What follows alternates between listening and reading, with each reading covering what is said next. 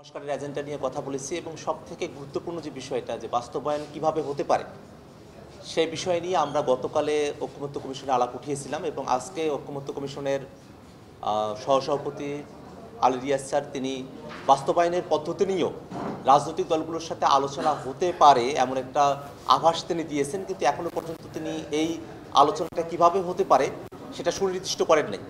এখনও পর্যন্ত এই জায়গাটাতে একটা অস্পষ্টতা রয়ে গেছে। তবে আমরা স্যারের কাছে এবং কমিশনের কাছে উদাত্ত কণ্ঠে আহ্বান জানাবো যে বাস্তবায়নের পথটাই সব থেকে গুরুত্বপূর্ণ বিষয়।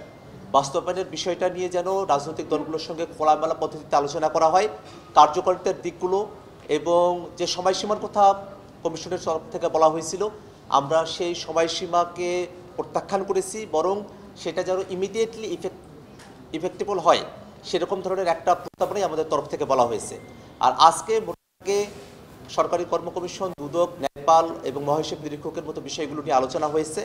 কয়েকটি দলের তাদের ভিন্নমতকে সাথে নিয়েই মোটা দাগে গোটা হাউজের মতামতগুলোকে সাথে নিয়েই এই বিষয়ে একটা ঐক্যমতের জায়গায় কমিশন আসতে পেরেছে। সর্বশেষ আমরা আসলে উচ্চকক্ষের গঠন প্রণালী এবং সেই বিষয়গুলো নিয়ে আলাপ করছি।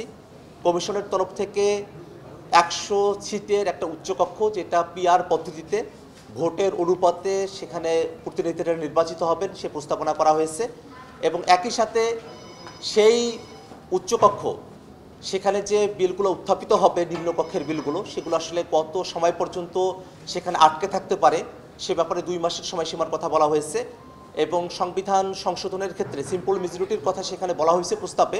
কিন্তু আমরা আমাদের দলের তরফ থেকে সংবিধান সংশোধনের ক্ষেত্রে 2/3 মেজরিটি যেন উচ্চকক্ষে নিশ্চিত করা হয় সে কথাটা আমরা বারবার বলেছি। একটা তর্ক এখানে এসেছে যে উচ্চকক্ষে যদি পিআর পদ্ধতিতে নির্বাচন হয় তাহলে তারা নাকি নির্বাচিত প্রতিনিধি হন না, শুধুমাত্র এফপিটিপি পদ্ধতি অর্থাৎ আমাদের নিম্ন কক্ষে এখন যে পদ্ধতিতে নির্বাচিত হয়ে থাকেন প্রতিনিধিরা সেটাকেই নির্বাচনের একমাত্র পন্থা হিসেবে অনেকেই বিবেচনা করছেন।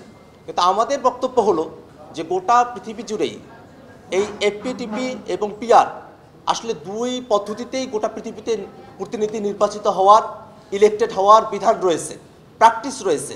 সে জায়গা থেকে আমরা উচ্চকক্ষে যাতে পিআর পদ্ধতিতে প্রতিনিধিরা নির্বাচিত হতে পারেন, তারাও জনগণের প্রতিনিধি এবং যেহেতু এর মধ্য দিয়ে যে দলগুলোর অন্তত 1% ভোটও থাকবে তারাও একজন প্রতিনিধি উচ্চকক্ষ দিতে পারবেন, সে জায়গা থেকে বহুদলীয় গণতন্ত্রের আরও একটা ব্যাপকতর রূপ আমরা উচ্চকক্ষে দেখতে পাবো। সেখানে আলোচনার পরিসর তৈরি হবে এবং যে আইনগুলোতে নিম্নকক্ষ কোনো ধরনের ত্রুটি বিচ্যুতি রেখেই সেগুলোকে পাশ করবে, সেই ত্রুটি বিচ্যুতিগুলো ধরবার মতো একটা জায়গা হবে উচ্চকক্ষ। এবং গোটা বাংলাদেশে রাজনীতিতে আমরা আইনের জায়গাগুলোতে যে ডিবেটটা দেখি না, যে বিলগুলো সংসদে পাশ হয় সেই বিষয়গুলোতে জনগণের মধ্যে কোনো আলোচনার জায়গাটা তৈরি হয় না, সে আলোচনার একটা ক্ষেত্র প্রস্তুত হওয়ার মতো একটা জায়গা হবে উচ্চকক্ষ।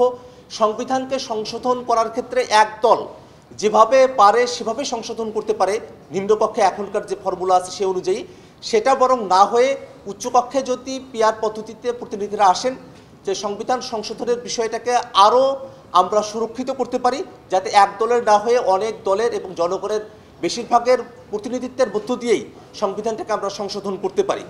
সেক্ষেত্রে মোটা দাগে আমরা উচ্চকক্ষ সকলেই চাই এবং এই জায়গায় যে ফারাকটা তৈরি হয়েছে অনেকে এখন এসে বলছেন যে যদি পিআর পদ্ধতিতে নির্বাচন হয় তাহলে তারা উচ্চকক্ষ চান না।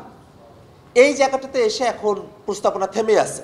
আমরা মনে করি ঐকমত্য কমিশন যে প্রস্তাবনা দিয়েছে ভোটের অনুপাতে পিআর পদ্ধতিতে উচ্চকক্ষের 100 আসন নির্ধারিত হবে, আমরা এই প্রস্তাবের সঙ্গে একমত এবং যারা পিআর হলে উচ্চকক্ষ চান না বলছেন তাদের উচ্চকক্ষের কার্যপ্রণালী সেটাকে কার্যকর করা, আসলেই তারা উচ্চকক্ষ চান কিনা সেই প্রশ্নটা উত্থাপিত হয়েছে। ধন্যবাদ সকলকে।